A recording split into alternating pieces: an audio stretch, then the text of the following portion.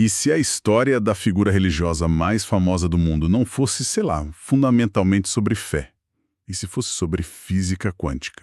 Nossa, essa premissa exige uma quebra de paradigma absoluto, né? Com certeza. É tipo pegar todas as lentes dogmáticas que a humanidade usou para olhar a criação nos últimos 2 milênios, jogar no lixo e, bom, observar a estrutura da realidade por um ângulo radicalmente novo.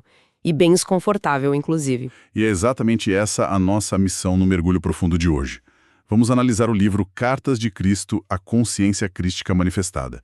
E olha, o nosso objetivo aqui não é debater se uma religião está certa ou errada. De jeito nenhum. A gente vai investigar a proposta literal e técnica deste texto. A ideia de que a chave para o alívio do sofrimento humano não está na submissão a regras morais, mas em compreender o que o texto descreve como o código-fonte da criação. E cabe uma ressalva metodológica muito importante antes da gente prosseguir. Justo. Como esse material aborda visões de mundo profundas e propõe reinterpretações de figuras históricas bem consagradas, a nossa análise funciona puramente como um guia imparcial. A intenção não é endossar, nem validar ou invalidar as crenças da fonte original. Exato, nós somos apenas os mensageiros da fonte aqui. Isso, nosso trabalho é só dissecar a mecânica filosófica e as propostas contidas no texto. Assim, quem nos ouve pode compreender a magnitude dessa argumentação por seus próprios méritos. Certo, vamos desempacotar isso. As origens dessa fonte. Porque não estamos falando de, sei lá, pergaminhos ancestrais encontrados acidentalmente em uma caverna. Definitivamente não. O livro afirma ter sido ditado ao longo de um período de 40 anos. E foi ditado para uma mulher que permanece anônima até hoje. Ela é identificada apenas como o canal. O currículo dessa mulher foge completamente do estereótipo de uma santa reclusa, sabe? Totalmente. A história retrata uma agricultora que passou por falências, traumas psicológicos severos e o desmoronamento completo da vida emocional e financeira. Tudo isso antes de ser escolhida para traduzir essas cartas. O que é fascinante aqui é a justificativa para a escolha desse perfil. É um dos primeiros pontos estruturais do texto. Como assim? A fonte argumenta que a dita consciência crística evoluiu para uma magnitude de energia tão alta que se torna mecanicamente impossível reencarnar de forma física no mundo material. Ah, então precisava de um intermediário. Exato. Para conseguir traduzir essas frequências universais em palavras terrenas inteligíveis, era necessária uma mente receptiva. Mas uma mente rígida, cheia de certezas intelectuais ou dogmáticas, distorceria o sinal. Faz sentido. A mente precisava estar, nas palavras do próprio texto, desprogramada. Entendi. O trauma funcionou, então, como uma espécie de botão de reinicialização no disco rígido dela. Perfeitamente. Ao perder tudo, inclusive aquela confiança cega nos dogmas religiosos em que ela tinha sido criada, ela se tornou um recipiente vazio, sem os filtros das crenças preconcebidas para distorcer a transmissão. Mas aí entra a dimensão visual da mensagem. Quem abre esse livro pela primeira vez leva um choque. É bem tenso mesmo. O texto é lotado de palavras em letras maiúsculas, com um uso meio excessivo de negritos itálicos aparentemente espalhados de forma caótica. A primeira impressão é que ocorreu um erro massivo de diagramação na gráfica. Só que o texto esclarece que esse caos visual é, na verdade, uma ferramenta psicológica altamente calculada. Um gigantesco quebra-molas mental. A gente vive na era da leitura dinâmica, né? De escanear os parágrafos com os olhos só para capturar o tema. Todo mundo faz isso hoje em dia. A fonte usa essa formatação bizarra como uma barreira física contra a pressa. A formatação obriga a leitura a friar bruscamente. O olhar tropeça na palavra destacada, forçando a consciência a parar e ponderar sobre as camadas de significado ali escondidas. É um método que exige rendição de quem se propõe a analisar o material. O próprio formato físico bloqueia a arrogância intelectual de achar que já se compreendeu a frase antes do ponto final. Caramba, genial isso. O meio vira parte integrante da mensagem. Força a mente a sair do padrão automático e a voltar a um estado receptivo e curioso, tipo uma criança aprendendo a ler. E essa desconstrução de certezas continua quando a fonte propõe voltar 2000 anos no tempo. A ideia é olhar o homem histórico antes do mito cristalizado pela tradição. E a narrativa que eles trazem é bem diferente da convencional. Sim, eles reconstroem uma juventude que passa muito longe daquela imagem de aceitação serena e olhar distante retratada nas obras de arte. A fonte descreve um jovem profundamente conflituoso e bem hostil a certas normas. Aos 12 anos, ao ser levado ao templo para iniciar um treinamento religioso formal, ele relata ter sido sumariamente rejeitado e expulso pelos sacerdotes. Expulso. Por quê? A causa seria insubordinação crônica. Aqui é onde a coisa fica realmente interessante. O relato diz que ele era um individualista teimoso que se recusava a aprender o ofício tradicional de carpinteiro para não ficar escravizado por uma rotina monótona. Ele preferiu outra companhia, né? Exato. Ele preferia andar pelas ruas sujo, misturando-se com as classes mais marginalizadas da sociedade. Nessas descrições, cara, ele não soa como um clérigo, mas quase como um jovem ativista radical dos dias de hoje. Sim, um ativista extremamente frustrado e hiperreativo à dor alheia. E essa hiperreatividade não era só compaixão passiva, era fúria autêntica. Fúria contra o quê, especificamente? Ele sentia uma raiva corrosiva contra a pobreza endêmica, a doença e as hipocrisias. Mas o alvo central da sua revolta intelectual era o conceito ortodoxo de Jeová. O conceito do Deus punitivo. Isso. A ideia de um Deus que exigia submissão e castigava os pecadores parecia para ele não apenas cruel, mas matematicamente ilógica. Realmente, a lógica não fecha. O raciocínio dele, segundo o texto, era bem claro. Se a humanidade nasce inevitavelmente com uma natureza fraca e propensa ao erro, por que seria eternamente castigada? Pois é, sofrendo com pragas e miséria por agir exatamente de acordo com essa natureza de fábrica. É o equivalente a desenhar uma ave, programá-la instintivamente para voar e em seguida arrancar as penas dela como punição por ter tentado sair do ninho. Nossa, essa é uma analogia perfeita. A recusa visceral em aceitar que o universo funcionava com uma engenharia tão falha e injusta foi o motor que o impulsionou. Ele não se conformou de jeito nenhum. De jeito nenhum. A busca frenética por respostas lógicas o leva a João Batista e, consequentemente, culmina no famoso isolamento de 6 semanas no deserto. E é exatamente nesse deserto que ocorre o choque brutal. O texto meio que ignora a versão lendária de tentações por demônios, literais com chifres, oferecendo reinos. Nada disso. O período no deserto é destrinchado como um processo exaustivo de limpeza de percepção, como se fosse o disco rígido da consciência humana sendo totalmente formatado. E a epifania que surge nesse vácuo não é teológica. Honestamente, a forma como a fonte descreve soa como se ele estivesse mapeando a física quântica séculos antes dos nossos cientistas. Sim, a percepção que ele tem da matéria sofre uma expansão radical. Ele relata no texto que a rocha na qual ele estava sentado, a areia, o ar ao redor, nada daquilo era sólido. Sério, e o que era então? Ele enxerga a realidade tangível como um gigantesco cintilar de partículas minúsculas. Então o que tudo isso significa? Ele está descrevendo a base eletromagnética da realidade. Átomos e elétrons vibrando. Exatamente. Ele compreende que o mundo material é pura energia densificada. Mas o mais explosivo é a percepção de que essas partículas não se movem ao acaso. Como assim? O que move elas? A fonte afirma que elas são moldadas de forma mecânica e obediente pelos pensamentos e pela convicção da mente humana. Uau! E é essa percepção que redefine completamente o que se entendia por Deus. O conceito evolui. Sai a figura antropomórfica do monarca, no céu julgando condutas, e entra a mente criativa universal. Uma abordagem muito mais abstrata. Um campo de energia inteligente subjacente a todas as partículas, operando estritamente através de 9 princípios imutáveis de existência. E o texto lista esses princípios de forma bastante metódica. A lista completa é extensa, mas a fonte detalha princípios como o ritmo e a nutrição. Para a gente não ficar em conceitos muito soltos, como o texto constrói a lógica desses princípios na prática? O princípio da nutrição, por exemplo, não é uma mágica aleatória. O texto aponta para a biologia. O fato de o leite materno já começar a ser produzido e perfeitamente formulado nas glândulas da mãe muito antes de o filhote nascer.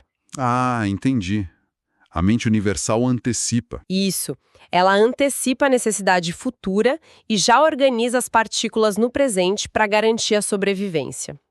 Quanto ao ritmo, trata-se da lei de que tudo opera em fases, como o dia e a noite ou a respiração. Como um pêndulo. Exato. Nenhuma estrutura física no universo suporta a contração permanente ou o esforço máximo sem descanso.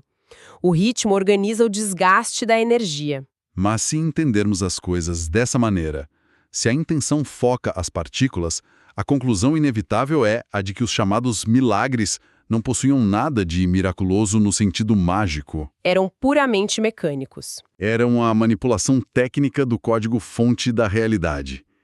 Ele via um tecido orgânico doente apenas como partículas vibrando fora do ritmo original e usava a própria intenção profunda para reconfigurar essas partículas de volta ao padrão da matriz. Se conectarmos isso ao panorama geral, essa engenharia de partículas levanta a questão filosófica mais aterradora da análise. Qual? Se a mente criativa, ou o pai, possui princípios inerentes e exclusivos de crescimento, vida perfeita, nutrição e proteção, como explicar a tragédia? Boa pergunta. Se o código primordial do universo é desenhado apenas para o bem-estar e a vida, de onde surgem as doenças degenerativas, as deformidades e a pobreza paralisante? E a resposta trazida pelo material desvia totalmente do céu e não aponta para forças diabólicas externas. A origem de toda a miséria, segundo o texto, habita os impulsos do próprio ego humano. A mecânica do sofrimento é detalhada, sim. A consciência humana é impulsionada primariamente por duas forças eletromagnéticas descritas como os impulsos de ligação e rejeição. Exatamente como polaridade de um ímã. O impulso de ligação é o desespero de atrair, possuir e controlar tudo que proporciona conforto e aplauso para o ego. Por outro lado, o impulso de rejeição é a aversão violenta, o preconceito e o ódio irracional contra qualquer coisa ou pessoa que ameace essa zona de conforto mental. E a interação caótica dessas polaridades magnéticas acaba criando o que a fonte chama de ataduras. Pensamentos de ódio e ressentimentos geram nuvens de partículas de baixa frequência que envolvem a mente. Formando quase uma prisão invisível. Exato. A lei absoluta do texto afirma que aquilo que a consciência de uma pessoa acredita profundamente, teme em excesso ou foca obsessivamente, invariavelmente magnetizará as partículas para criar essa exata realidade no plano físico. O que significa que as doenças e as catástrofes são autocriadas. Se focar no medo crônico da pobreza, reorganiza o campo ao redor para manifestar a privação. O sofrimento físico é apenas um pensamento condensado. É pesado, né? Muito. Mas nesse ponto o livro faz uma alegação brutal. A fonte alerta sobre o poder de uma infecção mental contagiosa, argumentando que a obsessão midiática e coletiva com violências e depravações cria doenças reais. Sim, a teoria do colapso de frequência. O texto chega a usar o vírus HIV como um exemplo literal de como impulsos destrutivos da consciência se materializam em uma doença física. A tese é a de que a consciência global não é passiva.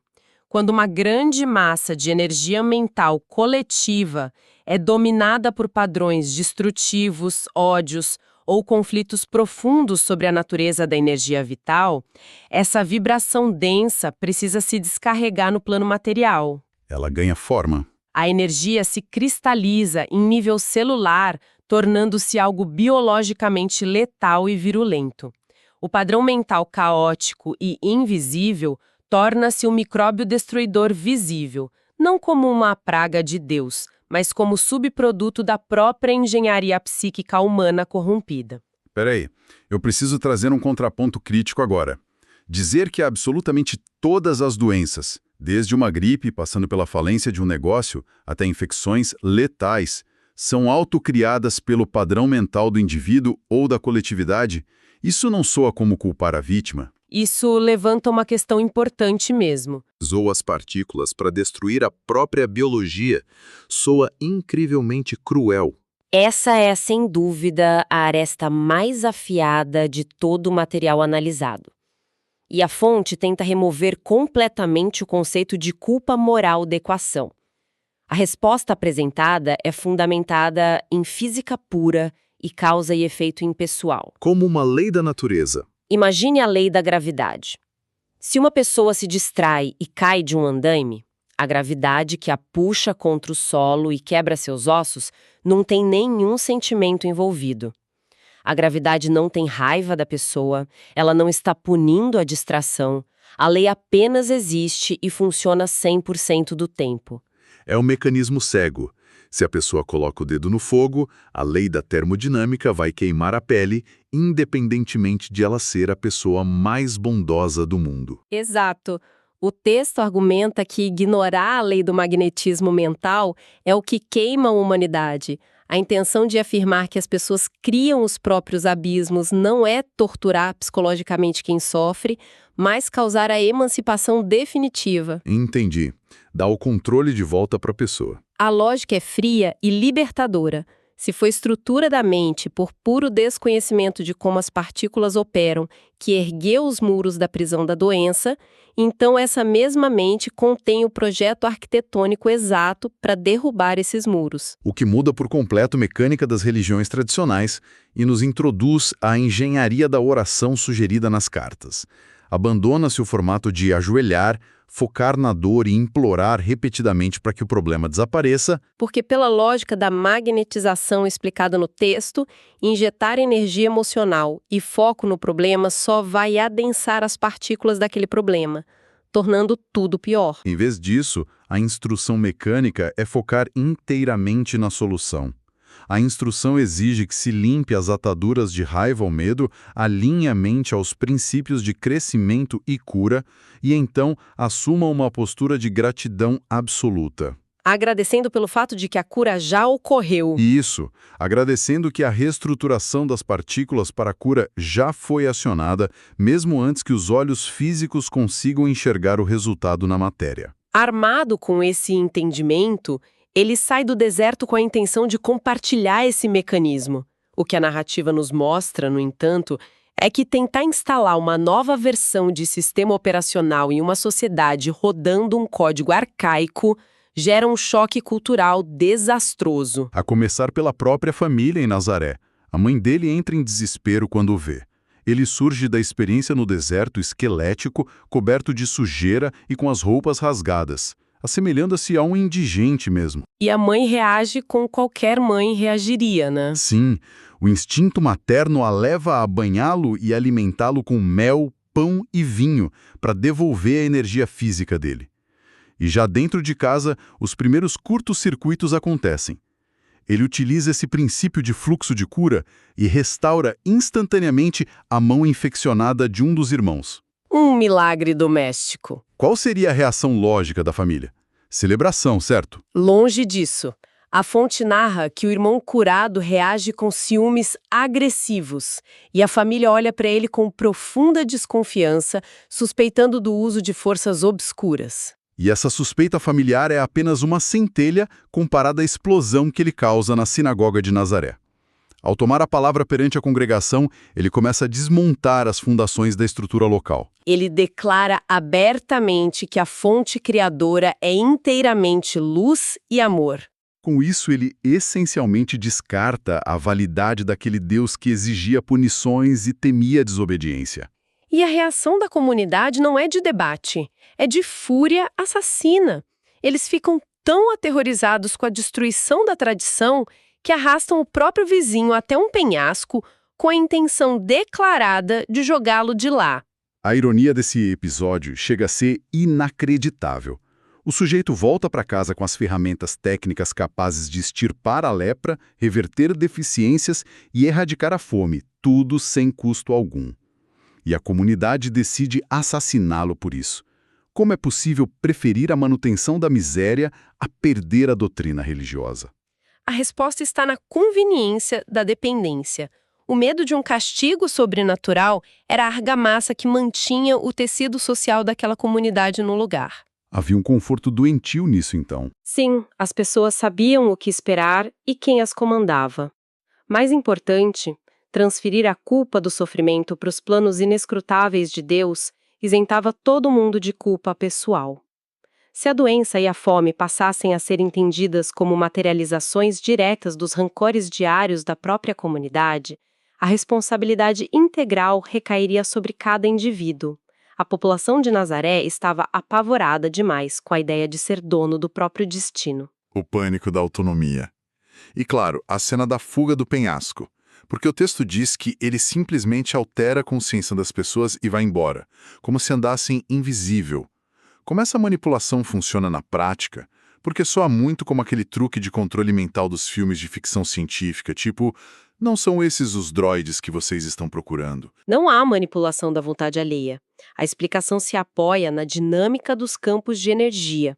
A mente da multidão em fúria operava em uma frequência magnética caótica e focada em destruição. E o que ele faz? Ele eleva intensamente a frequência do seu próprio campo de energia vital a uma vibração de pacificação e proteção absoluta. Segundo o princípio de que a frequência mais alta domina a mais baixa, as partículas do ambiente mental mudam de ressonância. A coesão do ódio da multidão se quebra. Sensacional. Sem o foco magnético, a agressividade vira confusão. As pessoas perdem o alvo, começam a discutir umas com as outras, as percepções entram em curto-circuito e ele, sintonizado em outra frequência vibratória, apenas desliza por entre eles, sem ser notado. A diferença esmagadora entre o caos cego e a ordem focada. E a rejeição feroz em Nazaré o empurra em direção a Cafarnaum, onde vemos no relato a aplicação desse campo em um cenário muito diferente. Uma situação bem crítica, inclusive. Ele se aproxima de uma mulher, Miriam, para ajudá-la com fardos pesados e é levado até a casa de Zedequias. Lá uma criança está em fase terminal, sem salvação médica. Em Cafarnaum, a dinâmica funciona. Ao entrar no quarto da criança, a primeira instrução técnica dele é evacuar o local.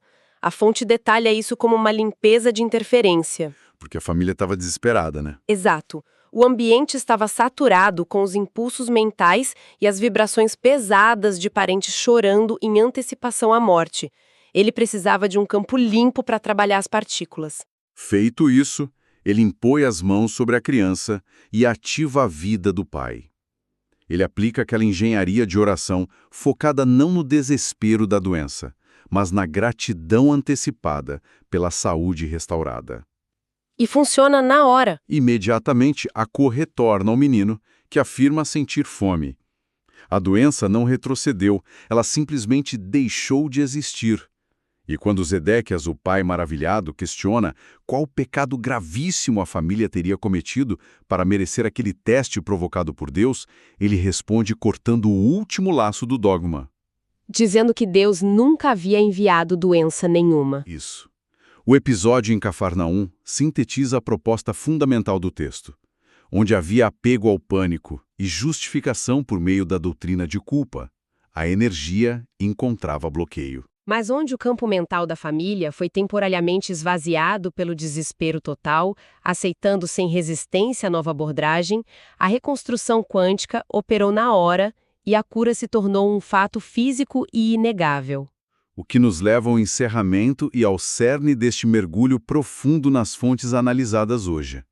Toda a trajetória apresentada neste material sugere uma tentativa massiva de atualizar o sistema operacional da mente humana. Uma baita atualização. A proposta central é que o acesso a essa consciência crística não depende de nenhum ritual de submissão a entidades externas.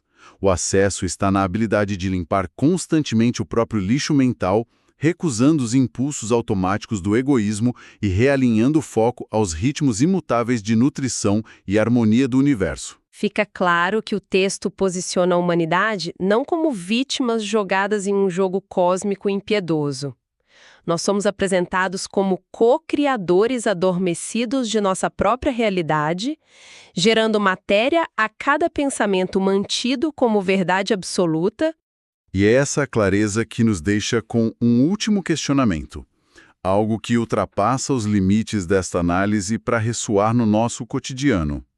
A fonte nos alerta severamente que a combinação da atividade mental individual com a energia de nossas reações emocionais coletivas formam as diretrizes que, dia após dia, reescrevem o campo vibracional do próprio planeta. Uma responsabilidade imensa. Diante dessa premissa mecânica, que espécie de realidade material, que tipo de estabilidade climática e quais abismos sociais nós estamos forjando passivamente no exato momento em que permitimos que o cinismo, a constante histeria das redes e o ódio ideológico sejam a dieta básica das nossas mentes. Se os nossos ressentimentos e medos moldam as partículas no ar, as realidades trágicas que tememos amanhã não estariam sendo cuidadosamente fabricadas por nós mesmos hoje? Fica a reflexão.